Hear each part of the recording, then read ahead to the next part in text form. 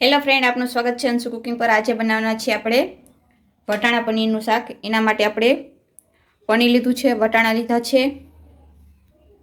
તો 200 ગ્રામ આપણે પનીર લીધું છે, 200 ગ્રામ વટાણા લીધા છે, 5 આપણે મરચાં લીધા છે, આદુ, ડુંગળીની 2 ગાંઠો લીધી છે, ટમેટા 3 લીધા છે, ધાણા, લસણ અને બધો મસાલો, ચટણી, હળદર, ધાણા જીરું, હિંગ, ગરમ મસાલામાં લવિંગ, બાદિયા અને તીખા અને તજપાન અને વઘારવા માટે આપણે જીરું લેશું।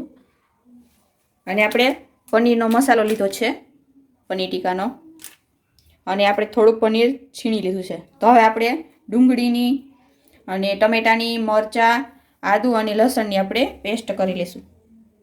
તો આપણે 2 ડુંગળીની ગાંઠની પ્યુરી કરી લીધી છે, 3 ટમેટાની પ્યુરી કરી લીધી છે, આદુ, લસણ ને મરચાંની આપણે પ્યુરી કરી લીધી છે। તો હવે આપણે વઘાર કરશું। આપણે ચાલુ કરી દીધો છે।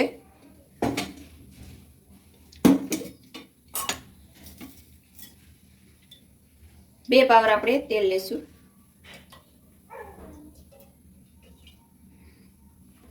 તેલ ગરમ થઈ ગયું છે તો આપણે તીખા, લવિંગ, બાદિયા, તજ એ બધું આપણે નાખી દઈશું તેલમાં। હવે આપણે 3 તજના પત્તા લીધા છે એ નાખી દઈશું।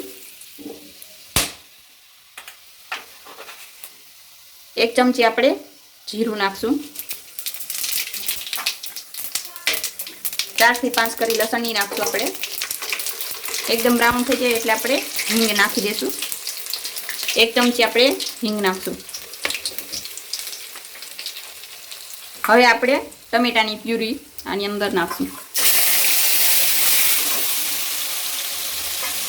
હવે આપણે ડુંગળીની પ્યુરી એકદમ બ્રાઉન થઈ જાય ત્યાં સુધી આપણે એને પકવા દઈશું। હવે આપણે મરચાં, આદુ અને લસણની પેસ્ટ ઉમેરશું।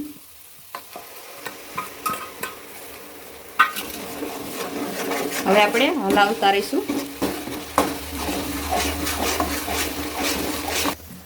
ગ્રેવીમાં આ રીતે તેલ ઉપર આવી જાય એટલે હવે આપણે ટમેટાની પ્યુરી એડ કરશું।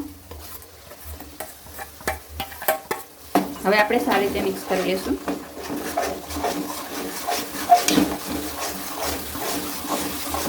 તેલ એકદમ ઉપર આવી જાય ત્યાં સુધી આપણે આને પકવા દઈશું।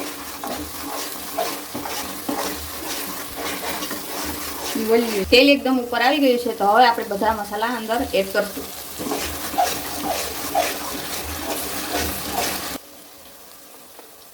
હવે આપણે 2 ચમચી ચટણી લેશું।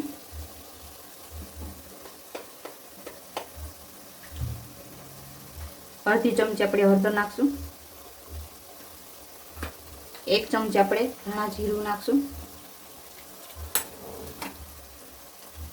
1 ચમચી આપણે મીઠું નાખશું।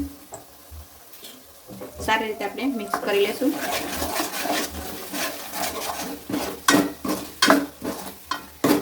હવે આપણે પનીરનો મસાલો લીધો છે એ આપણે પાણીથી ઓગાળી લીધો છે।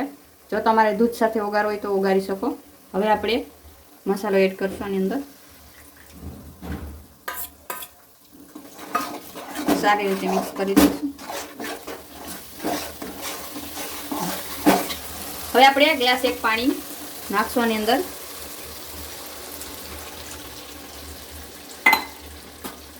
સારી રીતે મિક્સ કરી લેશું। એક ઉફાણો આવી ગયો છે તો હવે આપણે વટાણા મિક્સ કરશું।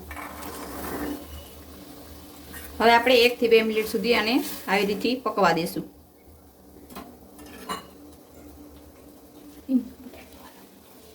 5 મિનિટ થઈ ગઈ છે તો વટાણા એકદમ ચડી ગયા છે તો હવે આપણે પનીરના ટુકડા એડ કરશું। 1 થી 2 મિનિટ સુધી આપણે ચડવા દઈશું। હવે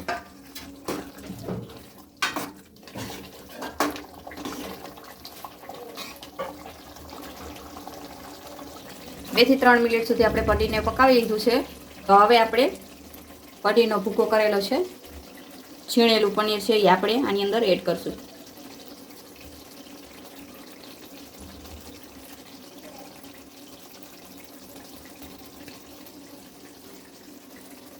તૈયાર છે ઢાબાની સ્ટાઇલમાં પનીર ટીકાનું શાક। હવે ધાણા એડ કરશું।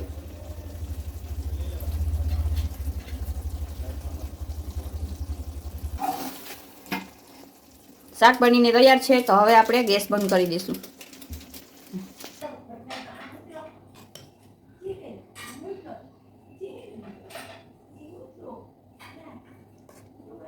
તૈયાર છે પનીર વટાણાનું શાક, એકદમ દેશી ઢાબાની સ્ટાઇલમાં. તો આવી જ રીતે તમે ઘરે પણ બનાવો પનીર વટાણાનું શાક ને અમારી ચેનલને લાઈક, શેર, સબસ્ક્રાઈબ કરવાનું ભૂલશો નહીં. ધન્યવાદ.